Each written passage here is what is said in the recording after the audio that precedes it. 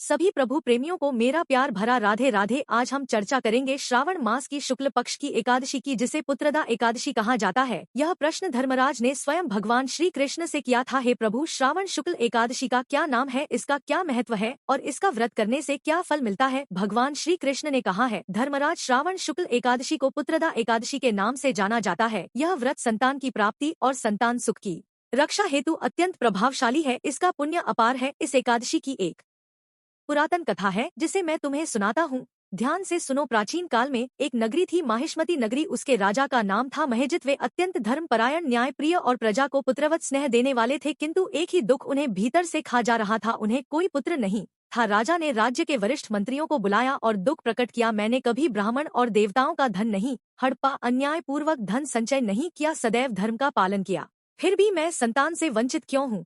राजा की पीड़ा से पूरी प्रजा दुखी हो गई। मंत्री और प्रजाजन उपाय खोजने लगे। तब कुछ प्रजाजन वन में महातपस्वी लोमस ऋषि के पास पहुंचे। लोमस ऋषि का शरीर दिव्या था। एक कप जीतने पर उनका एक रम गिरता था। वे जितेंद्र ज्ञानी और सनातन धर्म के तत्व क्या थे? प्रजा ने राजा का दुख बताया। तब ऋषि ने ध्यान लगाकर बताया, राजा, पूर्व जन्म में एक वैश्या था। एक बार एकादशी के दिन वह बहुत प्यासा था, जल पीने सरोवर गया। वहाँ एक गाय जल पी रही थी, जो अभी अभी भाषा बछड़ा देने के बाद पानी पी रही थी। उसे गाय को हटाकर उसने पहले स्वयं पानी पिया। यह बहुत बड़ा पाप था। इस अपराध के कारण इस जन्म में उसे संतान सुख से वंचित होना पड़ रहा है। लोमस ऋषि ने उपाय बताए। यदि प्रजा श्रावण शुक्ल एकादशी का व्रत करके उसे मृत का पुण्य राजा को समर्पित करे तो राजा को श्रेष्ठ संतान प्राप्त होगी। प्रजा ने इस एकादशी को विधिपूर्वक व्रत किया, रात्रि जागरण किया और द्वादशी तिथि को व्रत का पुण्य राजा को समर्पित कर दिया। कुछ ही समय बाद रानी गर्भवती हुई और उन्हें एक यशस्वी, धर्मिष्ठ, तेजस्वी पुत्र की प्राप्ति हुई। इसलिए इस एकादशी को पुत्रदा एकादशी कहा जाता है। अगर आपको यह कहानी अच्छी लगी हो तो एक लाइक दीजिए, चैनल को सब्सक्राइब कर लीजिए और कमेंट में लिख दीजिए जय श्री सीताराम।